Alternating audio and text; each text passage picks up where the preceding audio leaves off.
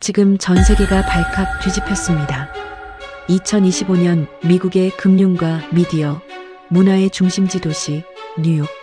점심시간이 시작되자 사람들은 각자의 한 끼를 선택합니다. 햄버거도 아닙니다. 피자도 아닙니다.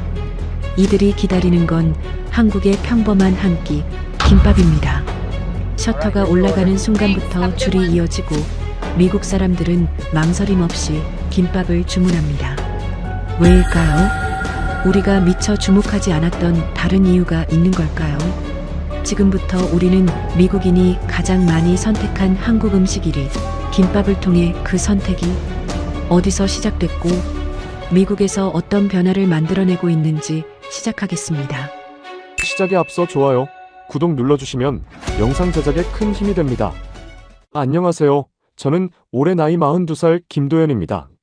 셔터가 올라가는 소리가 들렸어요. 금속이 레일을 타고 올라가는 둔탁한 소음이었죠. 저는 그 소리를 바로 옆에서 듣고 있었습니다. 오전 11시 30분, 맨해튼 도심 한복판이었어요. 김밥집 개업 첫날을 취재하러 나온 거였습니다. 한국에서 15년간 장사를 했다는 사장님이 미국으로 건너와 가게를 연다는 소식을 들었죠. 그냥 평범한 개업 기사 한 편 정도로 생각했어요. 이민자 소상공인 현장을 다루는 제 취재 영역에 딱 맞는 소재였습니다. 셔터가 완전히 올라가자 유리문 너머로 가게 내부가 보였어요.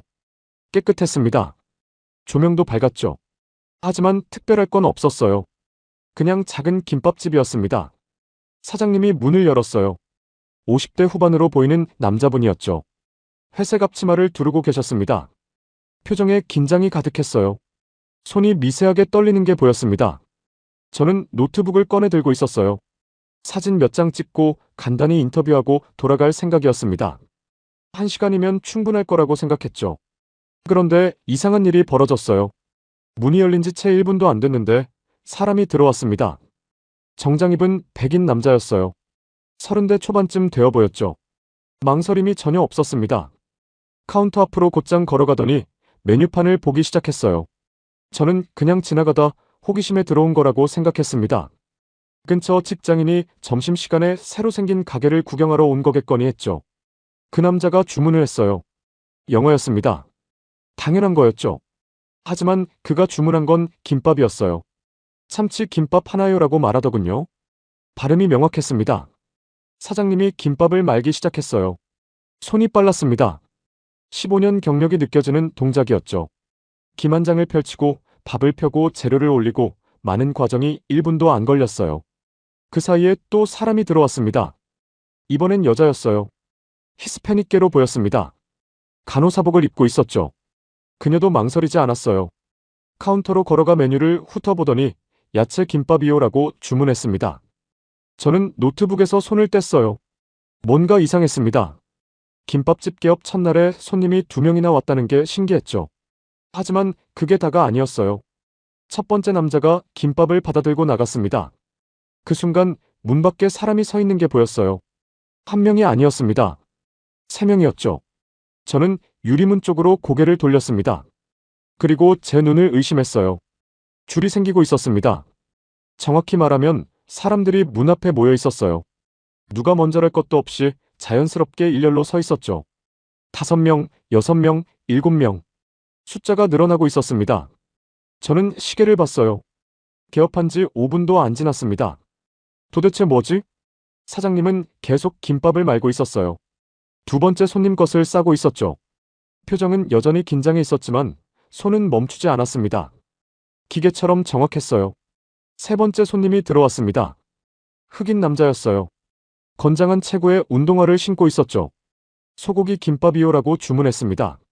역시 망설임이 없었어요. 저는 그제야 깨달았습니다. 이 사람들이 김밥이 뭔지 알고 있다는 걸요. 그냥 아는 정도가 아니었어요. 메뉴판을 보는 시간이 너무 짧았습니다. 이미 먹어본 사람들 같았어요. 어떤 김밥을 주문할지 미리 정해놓고 온 것처럼 보였죠. 하지만 이해가 안 됐습니다. 저는 뉴욕에서 10년 넘게 살았어요. 한국계 이민자 커뮤니티를 취재하면서 한인 식당도 많이 다녔죠. 김밥을 파는 곳도 여러 군데 알고 있었습니다. 하지만 그 가게들은 대부분 한인타운에 있었어요. 손님도 주로 한국 사람들이었죠. 그런데 여기는 맨해튼 도심이었습니다. 한인타운에서 한참 떨어진 곳이었어요. 주변은 오피스 빌딩과 은행과 카페뿐이었죠. 그런데 미국 사람들이 김밥을 주문하고 있었습니다. 넷째 손님이 들어왔어요. 다섯째도 들어왔습니다. 여섯째도요. 사장님의 움직임이 빨라졌어요. 김 펴고 밥 올리고 재료 넣고 많은 동작이 쉼없이 반복됐습니다. 손에서 땀이 나는지 이마를 닦는 동작도 보였어요. 줄은 계속 길어지고 있었습니다. 저는 가게 밖으로 나가봤어요. 직접 확인하고 싶었습니다. 유리문을 열고 나가자 차가운 공기가 얼굴을 스쳤어요. 11월 말이었죠. 줄은 건물 모퉁이까지 이어져 있었습니다. 10명이 넘었어요. 어쩌면 15명쯤 됐을지도 모르겠습니다. 정장 입은 직장인들, 청바지 입은 대학생들, 배달 유니폼을 입은 사람들까지. 인종도 나이도 복장도 제각각이었어요. 하지만 모두 조용히 줄을 서서 기다리고 있었습니다. 저는 그중 한 명에게 다가갔어요. 20대 후반으로 보이는 아시아계 여자였습니다. 실례지만 여기 처음 오시는 건가요? 라고 물었죠. 그녀가 고개를 저었어요. 아니요, 여기 김밥 맛있어요. 저번 주에 팝업으로 열었을 때 먹어봤거든요. 팝업? 저는 사장님한테 그런 얘기를 들은 적이 없었습니다.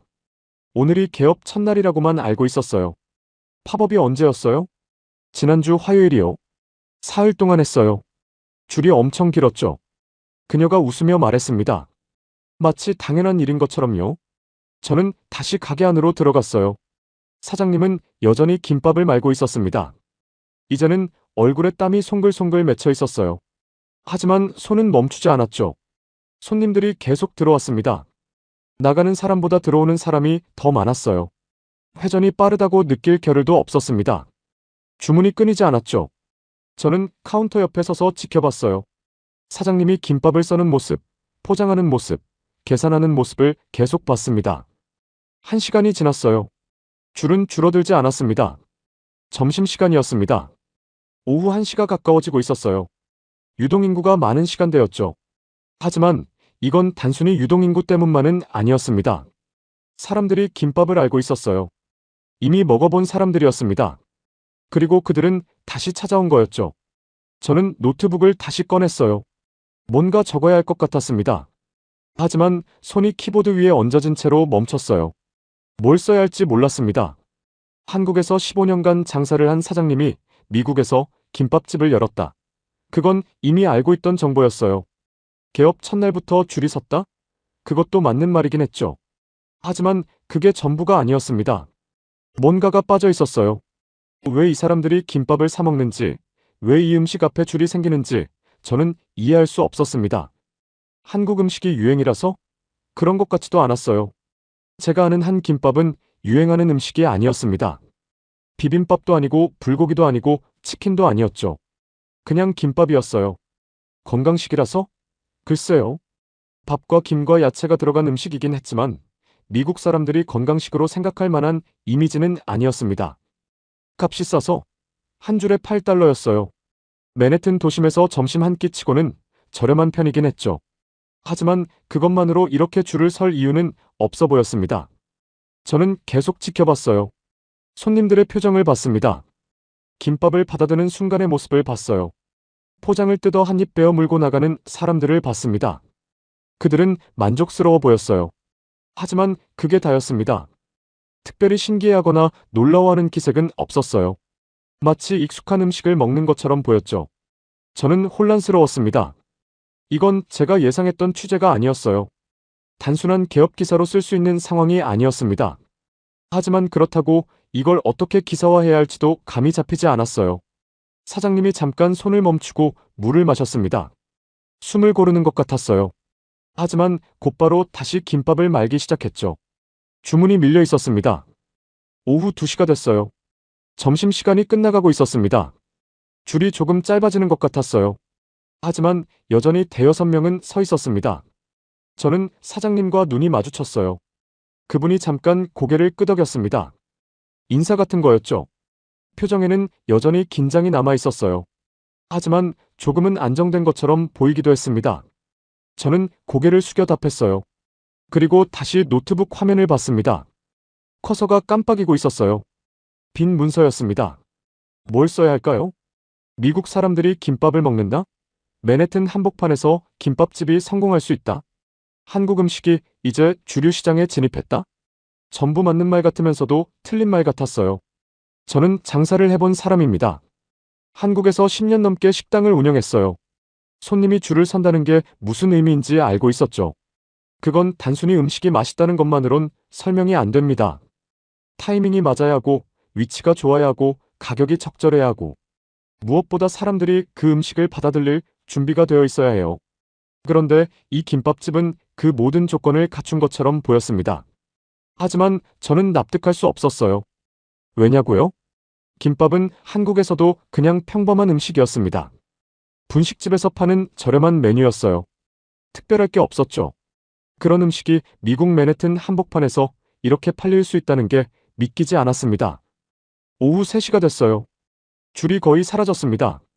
간간히 손님이 들어오긴 했지만 아까처럼 몰리지는 않았어요.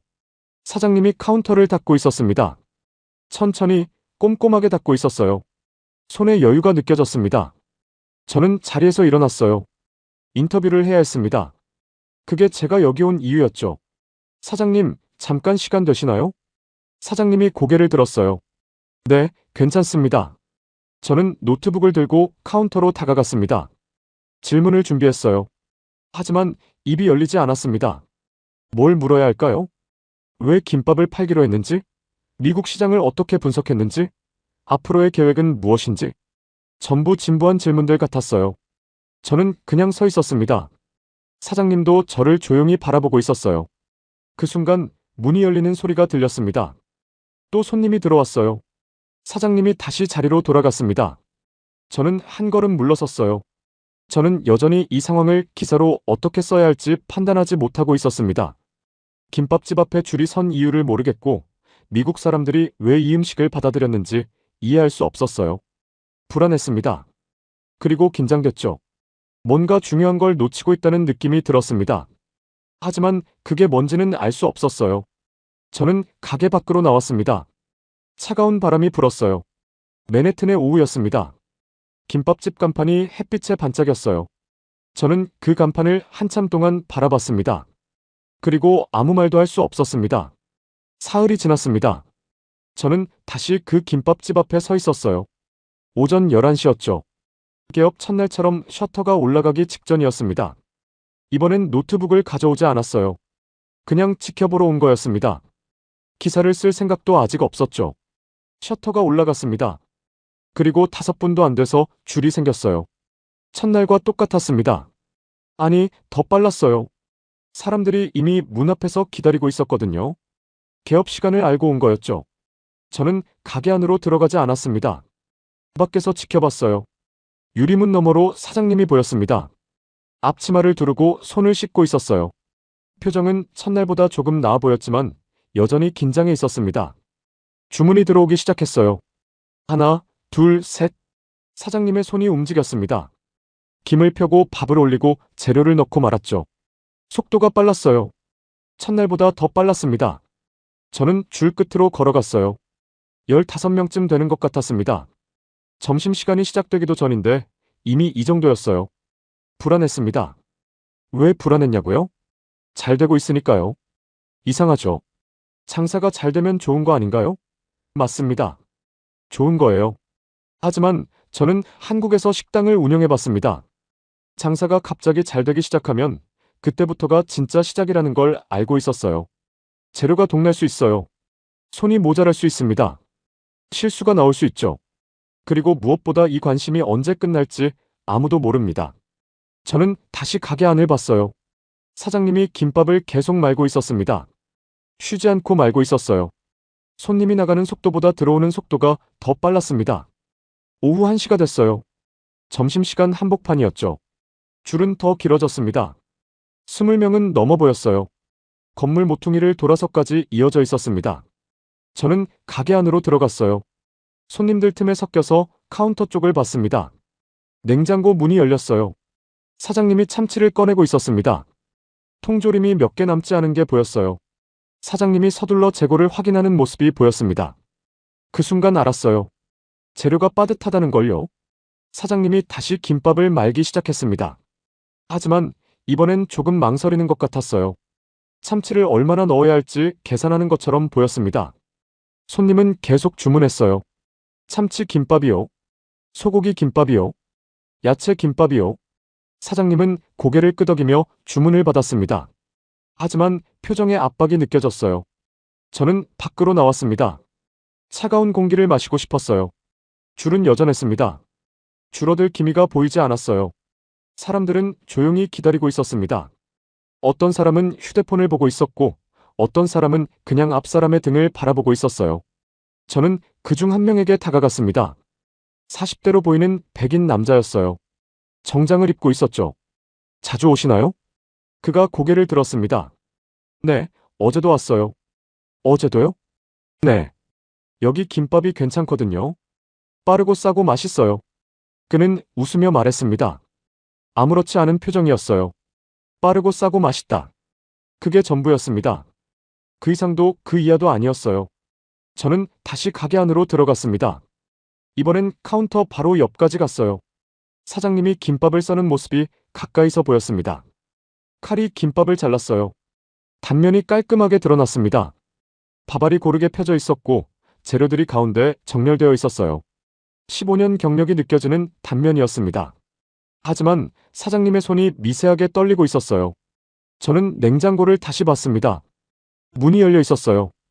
야채 칸이 거의 비어 있었습니다. 당근이 몇 개 남지 않았고 오이도 얼마 없었어요. 사장님이 냉장고 문을 닫았습니다. 그리고 다시 김밥을 말기 시작했어요. 하지만 이번엔 야채를 조금 적게 넣는 것처럼 보였습니다. 압박이었습니다. 재료를 아껴야 하는 압박이었어요. 오후 2시가 됐습니다. 줄이 조금 짧아졌어요. 하지만 여전히 10명 정도는 서 있었습니다. 사장님이 물을 마셨어요. 숨을 고르는 것 같았습니다. 이마에 땀이 맺혀 있었어요. 저는 그 모습을 보면서 생각했습니다. 이게 계속될 수 있을까? 매일 이렇게 줄이 서고 매일 이렇게 재료가 동나고 매일 이렇게 쉬지 않고 김밥을 만들 수 있을까? 일주일은 가능할 수도 있어요. 한 달은요? 석 달은요? 1년은요? 저는 장사를 해봤습니다. 손님이 몰리면 재료비가 늘어나고 인건비가 올라가고 실수가 생기기 시작한다는 걸 알고 있었어요. 그리고 무엇보다 사람이 지친다는 걸 알고 있었습니다. 사장님은 혼자였어요. 주문받고 만들고 포장하고 계산하는 걸 전부 혼자 하고 있었습니다. 도와주는 사람이 없었어요. 오후 3시가 됐습니다. 점심시간이 끝나가고 있었어요. 줄이 거의 사라졌습니다. 사장님이 카운터에 앉았어요. 처음 보는 모습이었습니다. 그동안 계속 서 있었거든요. 저는 카운터로 다가갔습니다. 힘드시죠? 사장님이 고개를 들었어요. 웃으려고 했지만 표정이 잘 만들어지지 않았습니다. 괜찮습니다. 장사가 잘 되니까요. 장사가 잘 되니까. 그 말이 맞았어요. 장사는 잘 되고 있었습니다. 하지만 그게 다가 아니라는 걸 저는 알고 있었어요. 재료는 충분하세요? 사장님이 잠깐 말을 멈췄습니다. 그리고 천천히 고개를 저었어요. 내일 새벽에 받아야 해요. 오늘 저녁 문 닫고 바로 주문 넣을 겁니다. 목소리에 피로가 묻어났습니다. 저는 아무 말도 하지 않았어요. 할 말이 없었습니다. 사장님이 다시 일어났어요. 카운터를 닫기 시작했습니다. 천천히 꼼꼼하게 닫고 있었어요. 저는 가게를 나왔습니다. 바람이 불었어요. 11월 말의 차가운 바람이었습니다. 저는 김밥집 간판을 다시 봤어요. 햇빛이 기울어지면서 간판에 그림자가 졌습니다. 사흘 동안 줄이 섰어요. 매일 15명에서 20명씩 줄을 섰습니다. 장사는 잘 되고 있었어요. 하지만 저는 불안했습니다. 이 줄이 내일도 설까? 모레도 설까? 다음 주에도 설까? 그리고 설령 줄이 계속 선다 해도 사장님이 이걸 혼자 감당할 수 있을까? 재료는요? 인력은요? 체력은요? 저는 한국에서 식당을 접었습니다. 장사가 안 돼서가 아니었어요. 너무 잘 돼서였습니다. 손님이 몰리기 시작하면서 재료비가 늘었고 직원을 더 뽑아야 했고 실수가 나오기 시작했어요. 그리고 저는 지쳤습니다. 결국 문을 닫았어요. 장사가 잘 되는데 문을 닫았습니다. 이상하죠? 하지만 그게 현실이었어요. 감당할 수 없으면 잘 되는 것도 소용없습니다. 저는 김밥집을 다시 봤어요. 유리문 너머로 사장님이 보였습니다. 여전히 카운터를 닦고 있었어요. 그 모습이 제 모습 같았습니다. 15년 전 제 모습이요. 저는 돌아섰어요. 발걸음이 무거웠습니다. 집으로 가는 길에 계속 생각했어요. 이 김밥집이 일주일 뒤에도 영업하고 있을까? 한 달 뒤에는요? 석 달 뒤에는요? 손님이 줄어들 수도 있어요. 갑자기 관심이 식을 수도 있습니다. 아니면 반대로 손님이 계속 몰려서 사장님이 견디지 못할 수도 있어요. 어느 쪽이든 불안했습니다. 집에 도착했어요. 노트북을 켰습니다. 빈 문서가 떠올랐어요. 여전히 뭘 써야 할지 몰랐습니다. 김밥집이 성공하고 있다? 그건 아직 모르는 일이었어요. 사흘 동안 줄이 선 게 성공인가요? 한 달은 가봐야 알 수 있습니다. 석 달은 가봐야 확실해져요. 미국 사람들이 김밥을 좋아한다? 그것도 확실하지 않았어요. 지금은 신기해서 먹는 걸 수도 있습니다. 일주일 뒤에는 실증 날 수도 있어요. 저는 노트북을 닫았습니다. 밤이 됐어요. 창밖이 어두워졌습니다. 저는 침대에 누워 천장을 봤어요. 김밥집 생각이 계속 났습니다. 사장님이 내일 새벽에 재료를 받는다고 했어요. 그럼 오늘 밤에 주문을 넣어야 한다는 거죠. 얼마나 주문해야 할까요? 내일도 오늘만큼 손님이 올까요? 더 많이 올 수도 있고 적게 올 수도 있어요. 재료를 너무 많이 주문하면 남습니다. 버려야 해요. 재료비가 낭비됩니다. 재료를 적게 주문하면 동납니다. 손님을 돌려보내야 해요. 기회를 잃는 거죠. 어느 쪽이든 위험했습니다. 저는 눈을 감았어요. 잠이 오지 않았습니다. 다음 날 아침이 됐어요. 저는 다시 김밥집으로 갔습니다. 왜 갔는지 모르겠어요. 그냥 가고 싶었습니다. 오전 11시였어요. 셔터가 올라가는 시간이었죠. 줄은 이미 서 있었습니다. 어제보다 더 많았어요. 25명쯤 되는 것 같았습니다.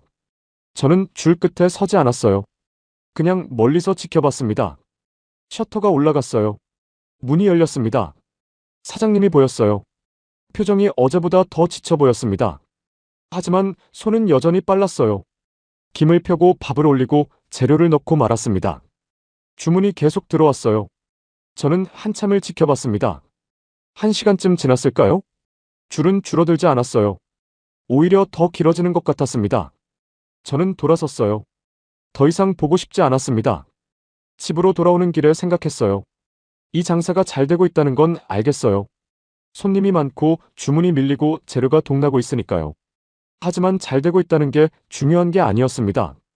언제까지 버틸 수 있느냐가 중요했어요. 일주일? 한 달? 석 달? 저는 알 수 없었습니다. 그리고 그게 저를 불안하게 만들었어요. 장사가 잘 되는 건 좋은 일입니다. 하지만 감당할 수 없으면 그것도 재앙이 될 수 있어요. 저는 그걸 경험해봤습니다. 그래서 더 불안했던 거예요. 이 주일이 지났습니다. 저는 또다시 김밥집 앞에 서 있었어요. 이번엔 점심시간이 아니었습니다. 오후 4시쯤이었죠. 손님이 거의 없는 시간이었어요. 유리문 너머로 사장님이 보였습니다. 카운터에서 재료를 정리하고 있었어요. 천천히 조용히 움직이고 계셨죠. 저는 문을 열고 들어갔습니다. 사장님이 고개를 들었어요. 저를 알아보셨습니다. 기자님. 네, 안녕하세요. 저는 카운터 앞에 섰어요. 말을 이어가지 못했습니다. 뭘 물어야 할지 몰랐거든요. 커피 드실래요? 사장님이 먼저 물었습니다. 저는 고개를 끄덕였어요. 커피를 받아들고 카운터 옆 의자에 앉았습니다. 사장님은 계속 재료를 정리하고 계셨어요. 당근을 씻고 오이를 자르고 계란을 삶고 있었습니다. 저는 그 모습을 지켜봤어요. 아무 말 없이 지켜봤습니다. 2주일 동안 저는 이 가게에 4번 왔었어요. 관찰하러 온 거였습니다. 뭔가를 확인하고 싶었어요. 첫 주에는 이 줄이 언제 끝날지 궁금했습니다. 둘째 주에는 이 장사가 언제까지 버틸지 걱정했어요. 하지만 지금은 달랐습니다. 저는 다른 걸 보고 있었어요. 손님들의 손이었습니다. 김밥을 받아드는 손의 움직임이요. 이상했어요. 처음 이 가게에 왔을 때는 못 봤던 것들이 보이기 시작했습니다. 김밥을 받아드는 손이 망설이지 않았어요. 포장을 뜯는 동작도 익숙했습니다. 한 입 베어 물고 씹고 삼키는 과정이 자연스러웠어요. 마치 원래 먹던 음식인 것처럼요. 저는 그걸 계속 봤습니다. 어제도 봤고 그제도 봤어요. 오늘도 보고 있었죠. 문이 열렸습니다. 손님이 들어왔어요. 30대 초반으로 보이는 여자였습니다. 운동복을 입고 있었어요. 야채 김밥이요. 메뉴판을 보지 않았습니다. 바로 주문했어요. 사장님이 김밥을 말기 시작했습니다. 김을 펴고 밥을 올렸어요. 야채를 넣었습니다. 당근, 오이, 시금치, 우엉. 말아서 잘랐어요. 단면이 드러났습니다. 여자가 그 단면을 봤어요. 잠깐 시선이 멈췄습니다. 저도 그걸 봤어요. 밥이 하얗게 펴져 있었고 가운데 야채들이 색깔별로 정렬되어 있었습니다. 주황색, 초록색, 갈색. 동그란 단면 안에 모든 색이 들어 있었어요. 여자가 김밥을 받아들었습니다. 그리고 나갔어요. 저는 그 뒷모습을 봤습니다. 여자는 걸어가면서 포장을 뜯었어요. 한 입 베어 물었습니다. 걸음을 멈추지 않았어요. 익숙한 동작이었습니다. 저는 사장님을 봤어요. 손님들이 많이 오시나 봐요. 사장님이 고개를 끄덕였습니다. 네. 점심시간엔 여전히 줄이 서요. 힘드시죠? 괜찮습니다. 이제 좀 익숙해졌어요. 표정이 처음보다 안정돼 있었습니다. 손도 덜 떨렸어요. 저는 커피를 마셨습니다. 그리고 다시 물었어요. 손님들이 왜 김밥을 먹는 것 같으세요? 사장님이 잠깐 손을 멈췄습니다. 그리고 천천히 말했어요. 글쎄요. 저도 잘 모르겠어요. 그냥 편하게 먹을 수 있어서 아닐까요? 편하게 먹을 수 있어서. 그 말이 머릿속에 남았습니다. 저는 가게를 나왔어요. 오후 5시가 됐습니다. 해가 기울고 있었어요. 걸어가면서 생각했습니다. 편하게 먹을 수 있다는 게 무슨 뜻일까요? 저는 다음날 점심시간에 다시 갔습니다. 줄이 서 있었어요. 15명쯤 됐습니다. 저는 줄 끝에 섰어요. 이번엔 직접 주문하려고 했습니다. 앞 사람들을 봤어요. 한 명씩 차례로 주문하고 있었습니다. 참치 김밥이요. 소고기 김밥이요. 야채 김밥 2개요. 메뉴를 고민하는 사람이 없었어요. 모두 바로 주문했습니다. 제 차례가 됐어요. 참치 김밥 하나요? 저도 고민하지 않았습니다. 왜 참치를 선택했는지도 모르겠어요. 그냥 자연스럽게 나온 말이었어요. 김밥을 받았습니다. 따뜻했어요. 포장을 뜯었습니다. 단면이 보였어요. 참치가 가운데 있었고 그 주변으로 야채들이 둘러싸고 있었습니다. 밥이 참치와 야채를 감싸고 있었고 김이 전체를 감싸고 있었어요. 한 입 베어 물었습니다. 밥이 부드러웠어요. 참치는 짜지 않았습니다. 야채는 아삭했어요. 김은 바삭하지 않고 부드러웠습니다. 기름기가 없었어요. 저는 그 순간 깨달았습니다. 튀기지 않았다는 걸요. 이 음식은 기름에 튀긴 게 아니었어요. 볶지도 않았습니다. 그냥 밥과 재료를 김으로 만 거였어요. 미국 음식 중에 기름에 튀기지 않은 음식이 얼마나 될까요? 저는 계속 걸으면서 먹었습니다. 한 손으로 들고 먹기 쉬웠어요. 흘리지 않았습니다. 냄새도 강하지 않았어요. 편했습니다. 그 순간 사장님이 했던 말이 이해됐어요. 편하게 먹을 수 있어서. 맞았습니다. 이 음식은 편했어요. 저는 김밥집으로 다시 걸어갔습니다. 줄은 여전히 있었어요. 이번엔 줄 서 있는 사람들의 손을 봤습니다. 다들 김밥을 한 손에 들고 있었어요. 다른 손으로는 휴대폰을 보거나 가방을 들고 있었습니다. 걸어가면서 먹는 사람도 있었고 벤치에 앉아서 먹는 사람도 있었어요. 누구도 포크나 나이프를 쓰지 않았습니다. 저는 그제야 보기 시작했어요. 이 음식이 어떻게 만들어졌는지를요. 밥이 베이스였습니다. 그 위에 재료가 올라갔어요. 김이 감쌌습니다. 밥과 재료의 조합. 미국 사람들이 이미 알고 있는 방식이었어요. 브리또도 그랬습니다. 밥과 고기와 야채를 토르티아로 감쌌어요. 포케볼도 그랬습니다. 밥 위에 재료를 올렸죠. 초밥도 그랬어요. 밥과 생선의 조합이었습니다. 김밥도 같았어요. 밥과 재료를 김으로 감싼 거였습니다. 새로운 게 아니었어요. 낯선 것도 아니었습니다. 저는 멈춰 섰습니다.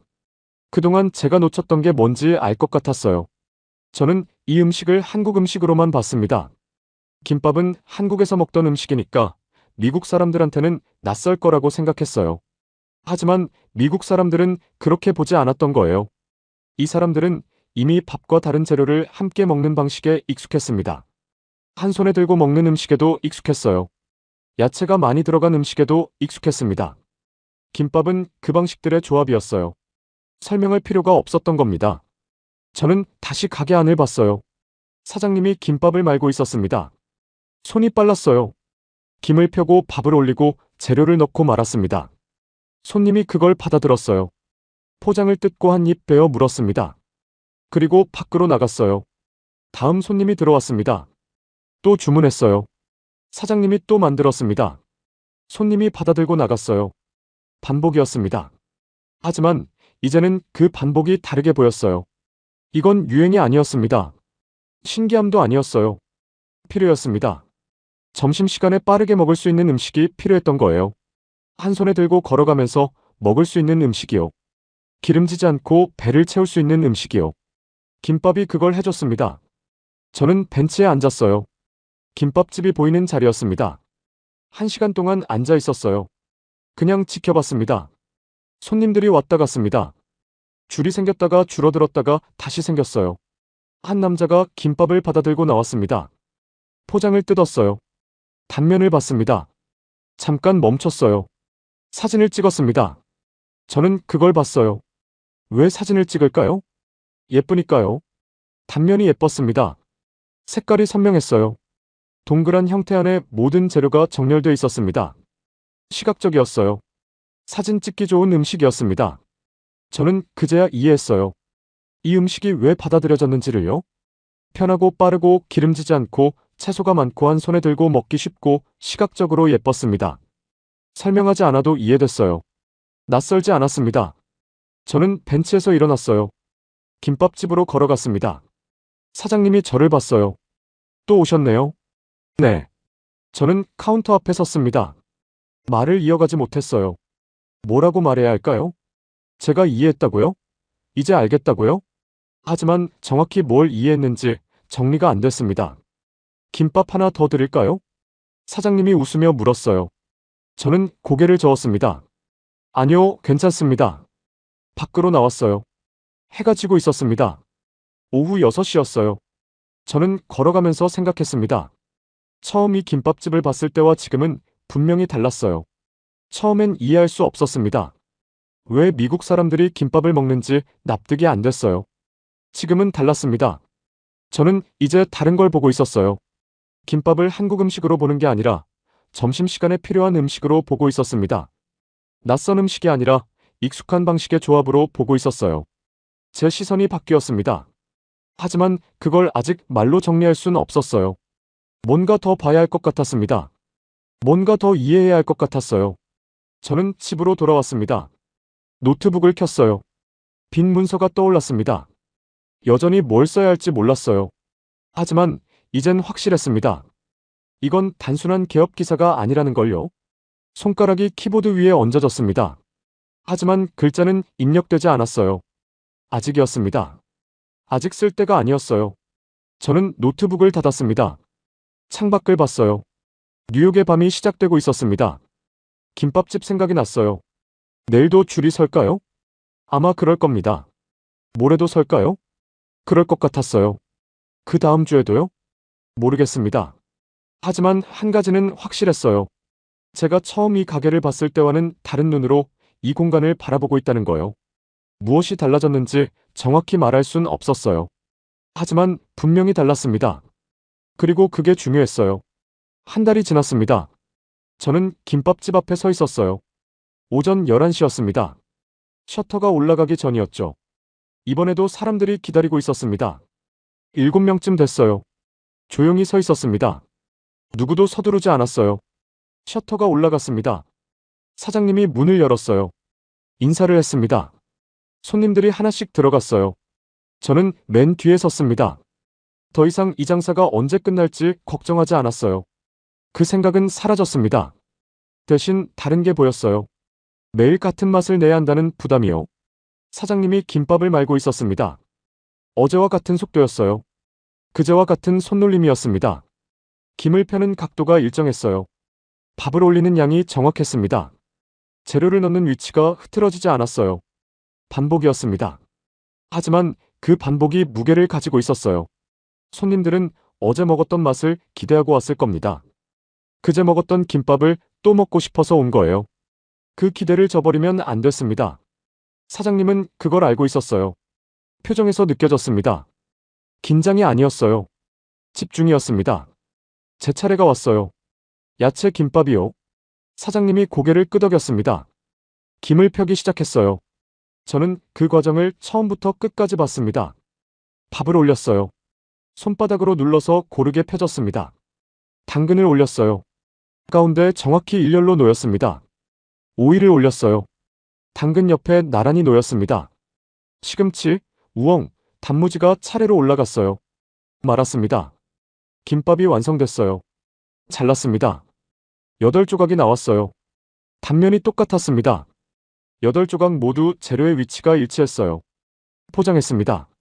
건네주셨어요. 감사합니다. 저는 김밥을 받아들고 밖으로 나왔습니다. 벤치에 앉았어요. 포장을 뜯었습니다. 한 입 베어 물었어요. 어제와 같았습니다. 그제와도 같았어요. 지난주에 먹었던 것과도 같았습니다. 밥의 온도, 재료의 비율, 김의 질감, 전부 일정했어요. 저는 그제야 알았습니다. 이게 신뢰구나. 같은 맛을 계속 내는 게 신뢰였어요. 저는 김밥을 다 먹고 가게로 돌아갔습니다. 문 옆에 서서 지켜봤어요. 손님들이 계속 왔습니다. 주문했어요. 받아들고 나갔습니다. 한 여자가 김밥을 받아들고 나왔어요. 포장을 뜯고 한 입 베어 물었습니다. 표정이 편안했어요. 놀라지 않았습니다. 기대했던 맛이 나왔다는 얼굴이었어요. 다음 손님이 나왔습니다. 남자였어요. 역시 한 입 베어 물고 걸어갔습니다. 익숙한 동작이었어요. 그 다음 손님도 마찬가지였습니다. 모두 같은 표정이었어요. 만족했지만 놀라지 않았습니다. 기대했던 걸 받았다는 얼굴들이었어요. 저는 그 표정들을 보면서 깨달았습니다. 이 사람들이 다시 오는 이유를요? 맛있어서만은 아니었어요. 믿을 수 있어서였습니다. 어제와 같을 거라는 믿음이요. 점심시간이 됐습니다. 줄이 길어졌어요. 하지만 사람들은 조급해하지 않았습니다. 조용히 기다렸어요. 저는 줄 끝으로 걸어갔습니다. 한 남자가 서 있었어요. 50대쯤 되어 보였습니다. 자주 오시나요? 남자가 고개를 끄덕였습니다. 일주일에 3번은 와요. 그렇게 자주요? 네. 믿을 수 있거든요. 항상 똑같아요. 항상 똑같다. 그 말이 머릿속에 남았습니다. 저는 가게 안을 다시 봤어요. 사장님이 계속 김밥을 말고 있었습니다. 손이 멈추지 않았어요. 하지만 서두르지도 않았습니다. 일정한 속도였습니다. 김을 펴고 밥을 올리고 재료를 넣고 많은 동작이 흐트러지지 않았어요. 15년 동안 한국에서 쌓아온 실력이었습니다. 그 실력이 여기서 통하고 있었어요. 오후 2시가 됐습니다. 점심시간이 끝나갔어요. 줄이 짧아졌습니다. 저는 가게 안으로 들어갔어요. 카운터 옆에 섰습니다. 사장님이 물을 마시고 있었어요. 숨을 고르고 있었습니다. 힘드시죠? 사장님이 웃었어요. 하지만 대답하지 않았습니다. 저는 다시 물었어요. 매일 이렇게 하는 게 쉽지 않으시죠? 사장님이 고개를 끄덕였습니다. 네. 쉽진 않아요. 하지만 해야죠. 해야 한다. 그 말에 무게가 있었습니다. 책임이었어요. 손님들이 기대하고 오니까요. 어제와 같은 맛을 원하니까요. 그걸 지켜야 하니까요. 저는 아무 말도 하지 않았습니다. 할 말이 없었어요. 밖으로 나왔습니다. 해가 높이 떠 있었어요. 맨해튼의 오후였습니다. 저는 벤치에 앉았습니다. 김밥집이 보이는 자리였어요. 1시간 동안 앉아 있었습니다. 그냥 지켜봤어요. 손님들이 왔다 갔습니다. 김밥을 받아들고 나갔어요. 다 먹고 다시 돌아오는 사람도 있었습니다. 한 여자가 다시 들어갔어요.